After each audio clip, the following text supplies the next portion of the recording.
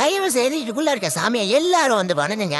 வாராசான பிறகு வணக்கம். இந்த ஊர்ல இருந்து கிட்டத்தட்ட ஒரு 1 கிலோமீட்டர் காடு பகுதி போல அமைஞ்சிருக்கல. இந்த பகுதிக்குள்ள கிட்டத்தட்ட ஒரு 5 திருமேனிங்க. கொஞ்சம் கூட சேலம் அடையாம இவரோட பழமையை பார்த்தாலே தெரியும்.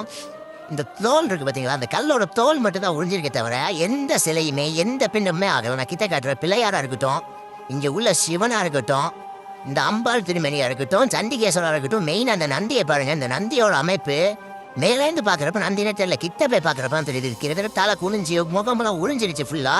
அப்படியும் இந்த அமைப்பு இன்னமுமே அழியாம முழுமையாவே இருக்குங்க.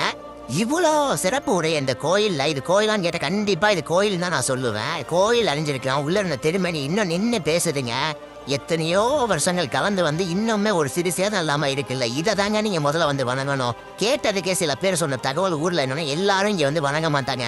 அவங்களுக்கான பதிவு தான் இது. எல்லாரும் கண்டிப்பா வந்து வணங்க வேண்டிய சிவன் கோவிலே இதுதான் நான் சொல்லுவேன். அதுக்காக இப்படிப்பட்ட பதிவையும் நான் ஒன்று பதிவிடுறேன். நம்ம ராப்பூசல், புதுக்கோட்டை மாவட்டம் ராப்பூசல்ல இப்படி ஒரு கோவில் காட்டுக்குள்ள அமைஞ்சிருக்குன்னு எத்தனை பேருக்கு தெரியும்? தெரியாதவங்க கண்டிப்பா இந்த வீடியோவை நீங்க ஷேர் பண்ணீங்கன்னா இந்த கோவில் ஊர் மக்கள் மட்டும் இல்ல, உலக மக்கள் எல்லாருமே வந்து இதை பார்த்து வழிபடுவாங்கன்றதுக்காக தான் இந்த வீடியோ. நன்றி.